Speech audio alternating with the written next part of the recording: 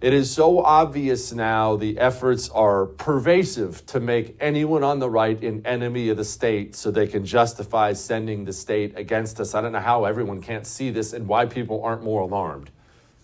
Well, we raised this issue in the House Judiciary Committee last fall on the issue of the edu officials tag, right? Where you got the FBI going after parents for, oh my gosh, you have parents going to a school board meeting and saying, oh gosh, my daughter was raped in a bathroom. Maybe I should be able to say something about that. And the next thing you know, the FBI is saying, oh, I'm sorry, we're going to put you on a domestic terrorism list. Look, this is purposeful. Of course they want to do it. There's a reason that they just gave $80 billion to the Internal Revenue Service to hire 85,000 or 87,000 agents. They lie and say they're not, but they've actually posted the job listings already. It's because they want to harass you. They want to harass me. They want to harass teachers. They want to harass businesses. They want to harass churches.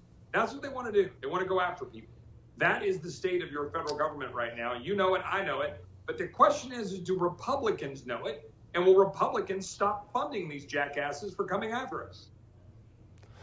Well, I'm glad you brought that up, because I'm extremely concerned, because I've seen so much of this in the past week or so since that raid on Trump. Well, hold on. Let's wait and see what the facts let's let the facts come out. Hold on. We don't know if the FBI is being politicized. We should definitely look into it, or we should hold people accountable. This sounds a lot like establishment Republicans who despise their base, patting us on the head, acting like they're going to do something, but really if we give them power back, they won't do a thing.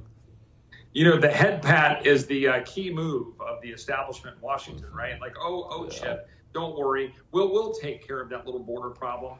Don't worry. We'll take care of the IRS. You can count on us. Meanwhile, Lois Lerner goes after, churches and goes after real Americans. That's the reality, right? You people and Republicans are just, I don't know whether they're too nice or they're just stupid or just lack spine. I don't know what it is, but they don't really want to call things out when they see it.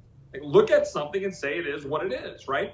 There's a politicized FBI that went after parents, a politicized FBI that clearly wanted to go after the president of the United States, as we know, as a pretext to try to go after and expand the January 6th investigation. We know that's what they did.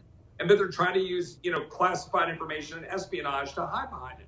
We know the IRS is targeting us. We know that the DHS is wanting to go after American citizens or Border Patrol for whipping Haitian migrants, but not do anything to actually secure the border. These are all things we know for sure. So why do we keep allowing the federal government to be funded by our own votes? We vote for it. I don't, but Republicans do. Stop funding these people to come after us. I don't understand it. Why do we fund tyranny, Jesse? I think this is a fundamental question we have to ask Republicans.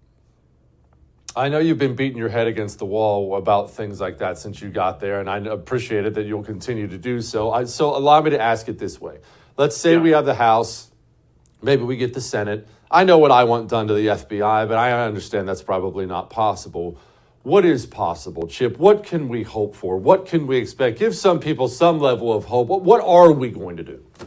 Yeah, well, here's what I'm going to demand, and here's what I would ask, people watching this to get on the phone and make sure your representatives demand the following. Number one, reject any Democrat bill that they put forward to fund government in September, some big omnibus bill or some bill that will be a continuing resolution to punt it into a lame duck in December. We should only support a 6-month continuing resolution into the next year so the new Congress can then deal with the funding of government. Number two, stop spending money we don't have. Let us return our spending to the levels that were before COVID exploded the size and scope of government. And then finally, and thirdly, really importantly, let's restore sane policies by securing the border and demanding that they do it. We could do that. Don't give DHS any money unless they turn people away. We could demand that. Don't give money to the FBI, IRS agents. Cut back the $8 billion they just gave the IRS.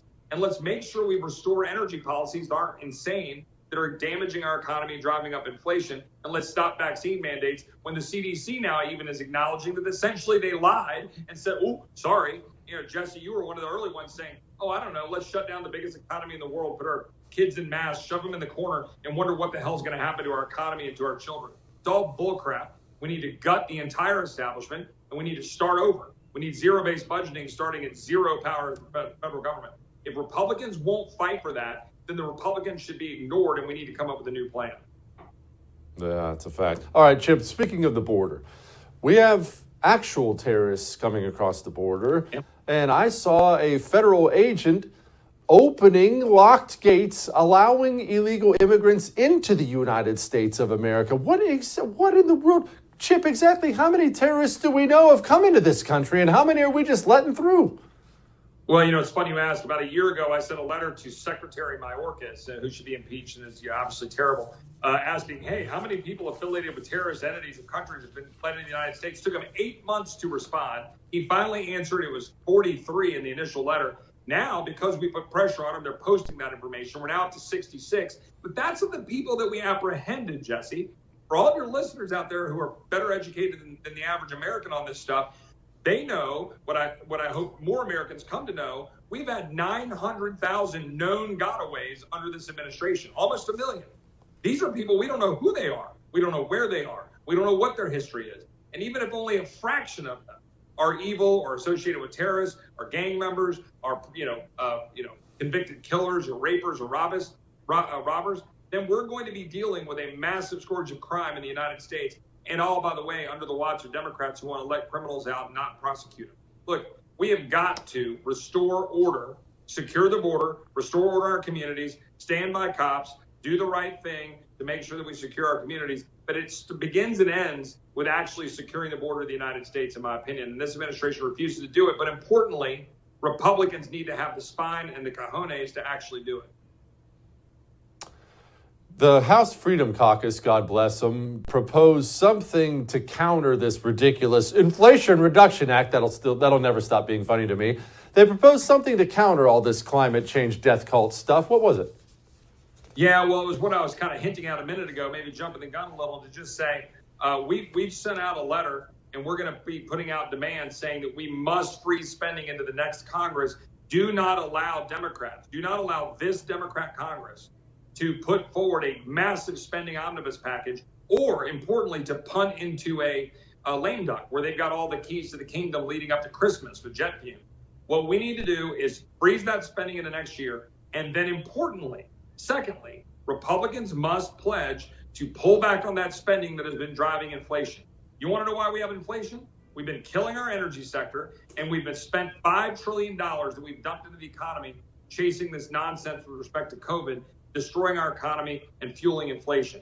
Thirdly, we're going to demand that we attack these policy objectives that the American people want us to see restored to sanity, securing the border, making sure that we've restored our energy sector into actually not being restricted by the Democrats, and then stopping these ridiculous vaccine mandates when even the CDC is now saying that they're actually admitting that they're full of crap. I've never actually seen a federal agency put out a statement saying, hey, you know what? Hey, we were full of crap. Jesse Kelly was right. They just didn't actually put the Jesse Kelly was right in there. I wish they had. Chip, thank you. Appreciate you, brother.